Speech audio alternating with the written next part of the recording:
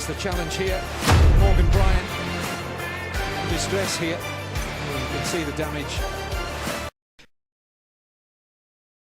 Se puede definir conmoción cerebral como un síndrome clínico que se caracteriza por el empeoramiento inmediato y transitorio de las funciones neurológicas tras sufrir una fuerza mecánica. Las manifestaciones clínicas, por lo general, son la pérdida del conocimiento y otros signos neurológicos. La cefalea por el impacto, los mareos, la confusión y otros que se pueden apreciar aquí. En esencia, cualquier golpe de magnitud suficiente puede causar la interrupción temporal de las funciones neurológicas normales. La evidencia muestra que algunas conmociones presentan daños estructurales. Además, las neuronas intactas se vuelven muy vulnerables a nuevos traumatismos, lo cual provoca fenómenos como cambios menores en el riego sanguíneo, en la presión intracraneal o anoxia. Hay 3 niveles o grados en los que se puede clasificar las conmociones cerebrales. En el primer grado no hay una pérdida del conocimiento como tal, pero lo que sí es amnesia traumática o signos de síntomas.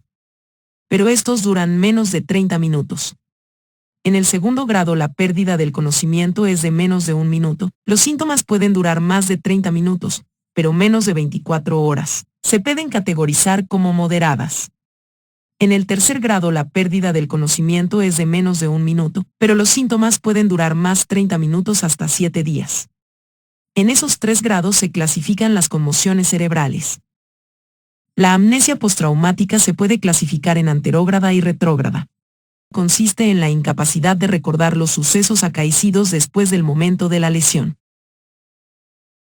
Mientras que la amnesia retrógrada ocurre cuando la persona no puede recordar los acontecimientos que sucedieron inmediatamente antes de la lesión.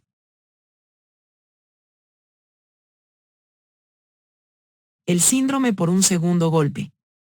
Esto ocurre cuando la persona tras una lesión inicial en la cabeza, generalmente la conmoción cerebral, sufre una segunda lesión en la cabeza. Antes de que remita por completo los síntomas de la primera lesión y los síntomas que se le asocian pueden ser las cefaleas, las náuseas y el tinnitus.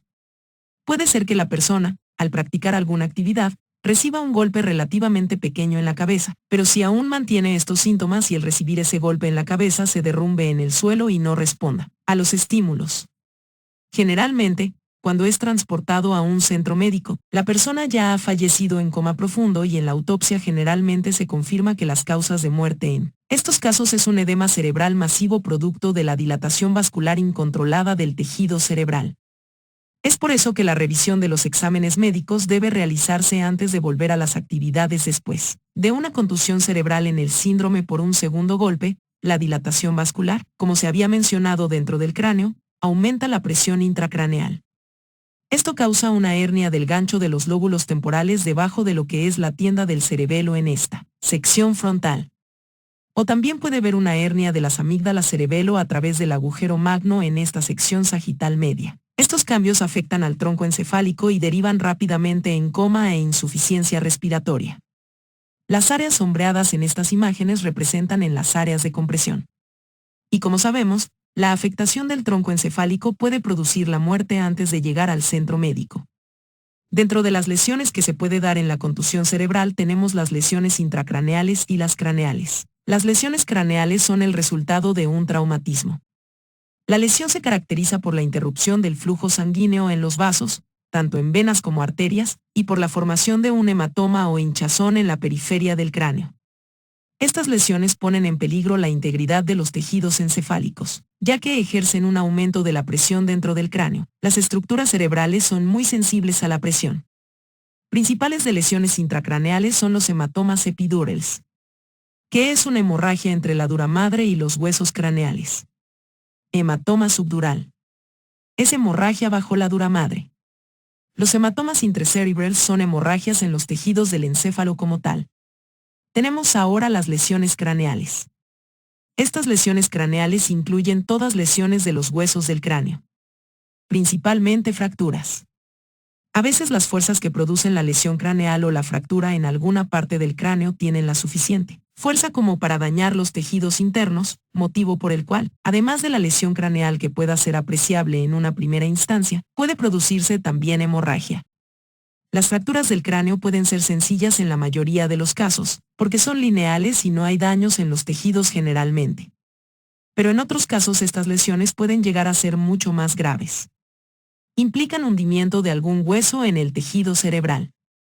Dependiendo del tipo de lesión que haya, puede causar daños graves. En este caso se procede a inspeccionar la respiración y el pulso, comprobar el pulso palpando en la arteria carótida y la respiración mediante la elevación del tórax, determinar si hay alguna obstrucción de las vías aéreas. Si la persona está inconsciente y no respira o no hay pulso, se debe iniciar la reanimación cardiopulmonar.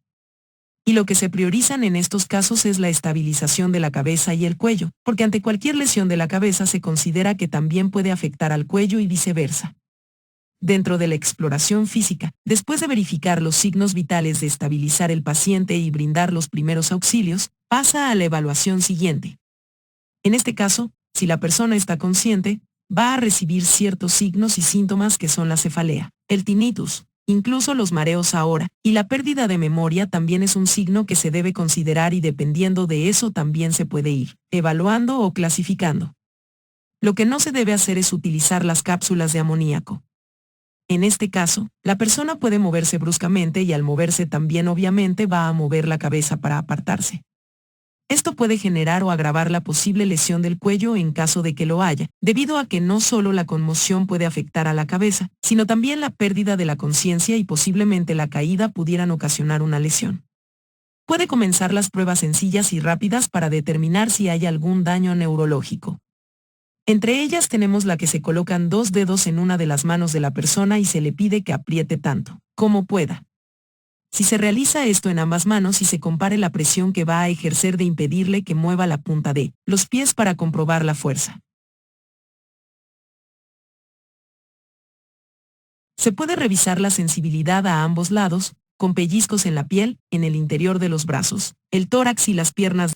Como tal, se debe examinar las pupilas. Entonces se pone una mano ante uno de los ojos y se mueve con rapidez para ver si la pupila reacciona ante la luz. Las pupilas normalmente tienen que tener el mismo tamaño, aunque ciertas personas pueden tenerlas en distinto tamaño en lo que se conoce como técnicamente anisocoria. Se pone también un bolígrafo, un dedo de frente a la cara de la persona y se lo mueve lentamente de un lado a otro. Preguntarle hasta cuándo puede ver el bolígrafo.